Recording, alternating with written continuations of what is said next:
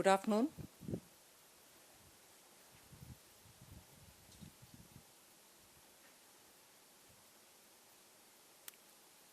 We all are aware of the fact that 5 phases of election are over and 4 more are yet to be completed.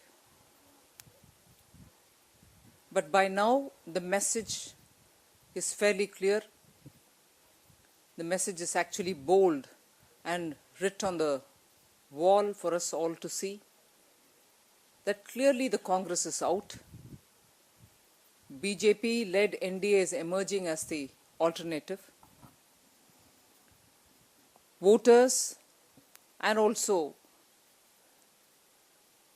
political observers are very clear how the trend is moving. And as if understanding this, you find that the Congress party has probably changed the tack of their campaign. The Congress party's campaign strategy now reveals every bit of their desperation. The kind of attack, the kind of personalized campaign, and the kind of language with which this campaign has suddenly taken a turn. They've, of course, from the beginning, run away from answering the questions which are being raised by Shri Narendra Modi or by the BJP's leadership, President Rajnath ji, and other leaders who are campaigning in their respective areas have all been raising issues of the failure of this government. Failure to contain prices, failure to stop corruption, failure to bring in people who have been corrupt to face trial, failure to secure the borders. Failures are abundant. But without answering any of the questions related to the failures, you saw that the Congress's message was confused. They were going around the entire nation talking about the Gujarat model as though it is elections for Gujarat. We've been answering questions on all this, not running at all away from answering questions. But you saw that the strategy of the Congress party was as though they have nothing to answer and they were there only to question. As though they are not the incumbent party and it is the BJP which is remaining in power and it is BJP which was trying to, seek a fresh mandate to come back to power. They were behaving as though they were the opposition, asking questions, raising questions for which they have to answer, but they were not answering. So the campaign strategy, at least in the first 5 phases, was confuse the voters, run away from answering, raise questions, also throw, false allegations, and so on. But with the 5 phases completed, with the 5 phases completed, with 4 more to go, and with the phase after phase clarity in the message which is emerging that the Congress is not going to come to power, you have them now changing the course of what they thought they were setting an agenda in terms of an election campaign. And what is this change? The change is that they are now so frustrated, they've started throwing baseless charges, sometimes even white lies. And the latest example is the disgusting example of what Shri Beni Prasad Verma has said. That is the absolute nadir, the literal lowest point that the Congress's campaign can end up in. It is consistent with the pattern, but that is the bottommost that you can reach. Beni Prasad Verma, with due respects, is a history sheeter, in the sense that during election campaigns, he's a repeat offender. He's always been doing these kind of things in every election campaign. And not just him, there is a pattern. There is a pattern that, with due respects, the president of the Congress party and the son vice president of the Congress party are also going around the entire campaign all over the country, raising issues which almost amount to untruths. But suddenly they realize, oh my God, we have to stand up for certain values. and you will have Sri Rahul Gandhi come out and say, no, we don't approve of these kind of languages. But that very evening, he would go for campaigning for Imran Masood, the Saharanpur candidate's wife, who's campaigning for the accused husband. The continuation of Imran Masood as a candidate itself smacks of the hypocrisy of the Congress party. He was not anymore talking about hate speeches. Imran Masood translated a hate speech to be a threat. You come here, we'll cut you to pieces. And today, after that hypocrisy of in the morning you condemn the statement and in the evening you go campaign for him along with his wife, you should have actually withdrawn his candidature. You didn't do that. The Congress party didn't do that. And today you have who the BJP would like to call as a repeat offender. Sri Beni Prasad Verma coming up with a despicable statement, baseless statement, which he brazenly concedes he has no prima facie evidence, and then charges something which I wouldn't even repeat in this place. Accuses Narendra Modi of some offence 18 years ago. We demand the Congress party now to come out and say, are they with Mr. Beni Prasad Verma in this speech? Like the way they stood with Imran Masood in his campaign after having translated a hate speech into a threat. The Congress party's frustration and hypocrisy is increasing in this campaign. If anything, the Congress party has to immediately come out to say if they are with Mr. Beni Prasad Verma or not in this matter. They have to clearly come out to say, are they in support of him? And let us remember here that during Uttar Pradesh's state assembly elections, the then law minister Salman Khurshid had made such claims about reservation. And why is that objectionable? It wasn't even part of their election manifesto. And as a law minister, didn't he know that his claims which are being made in his wife's favor in Farrukhabad, being not a part of the manifesto of Congress party, was definitely misleading the voter? And you would also remember that on that issue, he even stood stubborn saying, I will say what I would say, let the election commission take action. He was the law minister of this country who challenged the election commission. Post which, if I'm right, let us remember and recall that the election commissioner had to approach the President of India to soften the whole issue. Otherwise, there would have been a constitutional issue, which all of you all would have raised, we would have raised.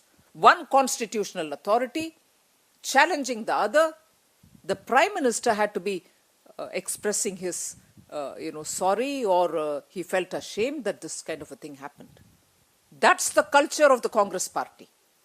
And today that very approach is very clear that on the one hand, the Vice President would say, no, we don't engage in this kind of a talk. And that very evening, he would go to campaign for a candidate who actually he should have withdrawn from the contest.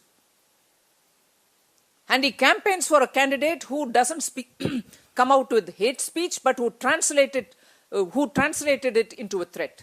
And today, another cabinet minister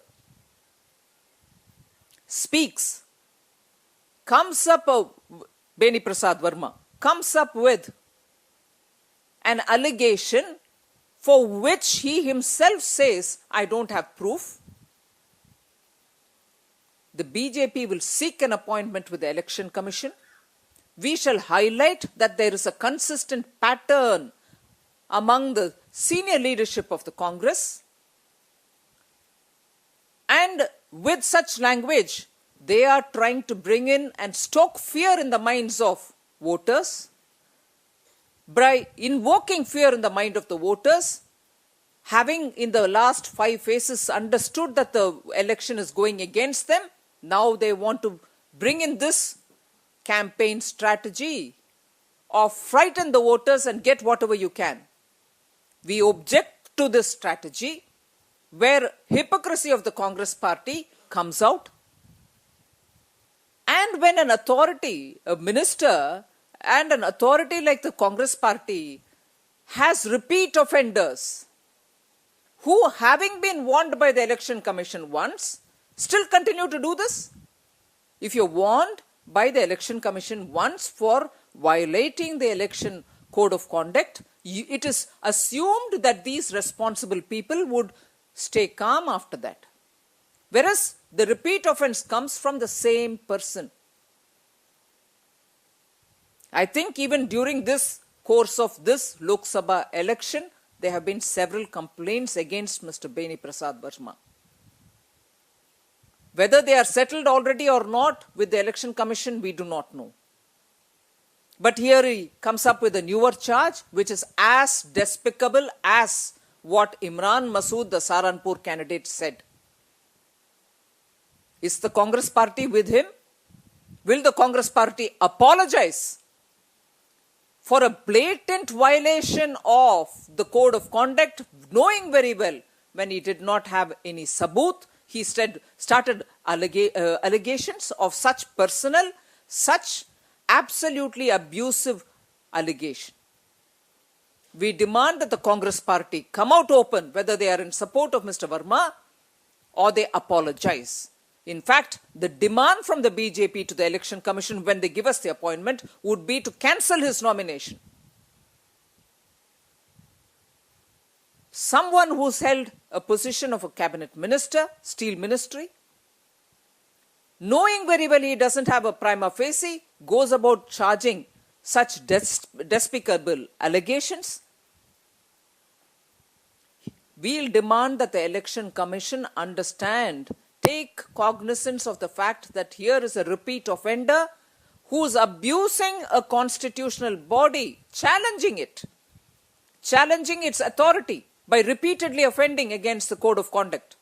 His candidature should be cancelled. The BJP shall raise it. We are seeking an appointment. We shall seek an appointment with the commissioners. The three of them are not here today, Sunday. We shall seek an appointment and a delegation which will certainly approach the commission to say that this kind of a repeat offence has to be taken cognizance of. And here, most importantly, it is not just Beni Prasad Verma. It is not just Imran Masood. Shashi Tharoor, another minister, uses the expression bleeding leader. What is this kind of a language?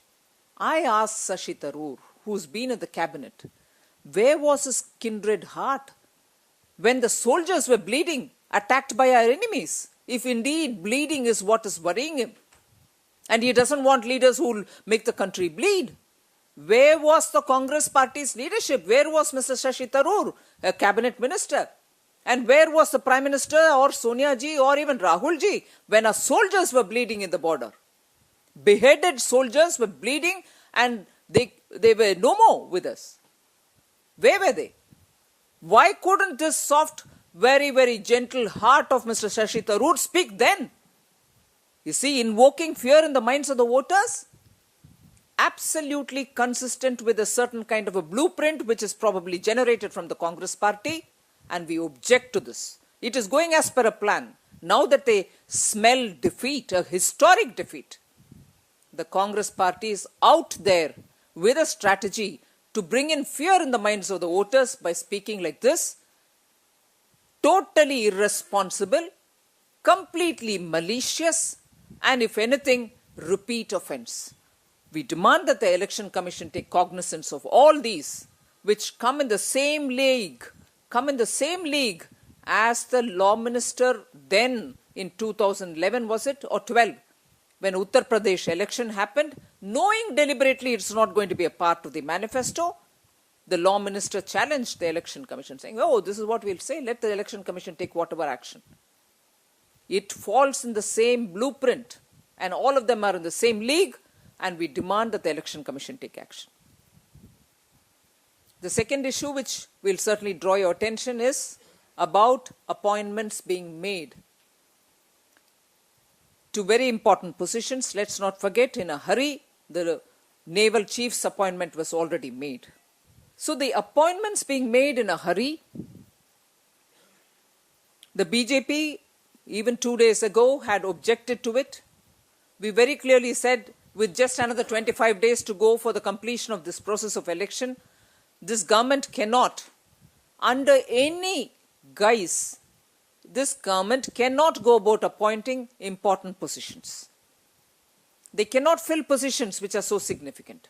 And as regards Lokpal, today we are raising a very clear objection that the government should not go ahead with any process to fill up the position of the Lokpal, because you all know the process of selecting the Lokpal is already vitiated.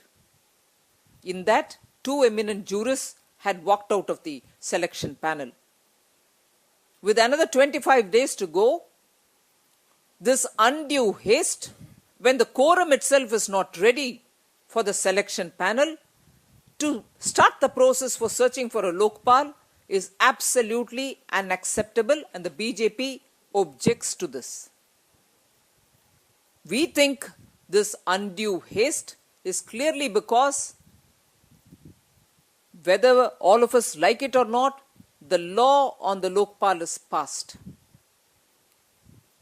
The n number of corruption, unending corruption that has happened during the UPA's term will naturally be taken up by any Lokpal who is going to be appointed as and when the process is going to be completed duly. So fearing for their, lives, you find that the Congress party, today wanting to appoint the position of the Lokpal in a hurry, just so they can satisfy themselves that they have, ensured that everything will go in their favor. It's absolutely unacceptable, and the BJP objects to their attempt to fill in the position of the Lokpal. We in fact would caution the government that they don't show undue haste in this matter. Even the quorum is not there for you to conduct the search for a Lokpal. Thank you.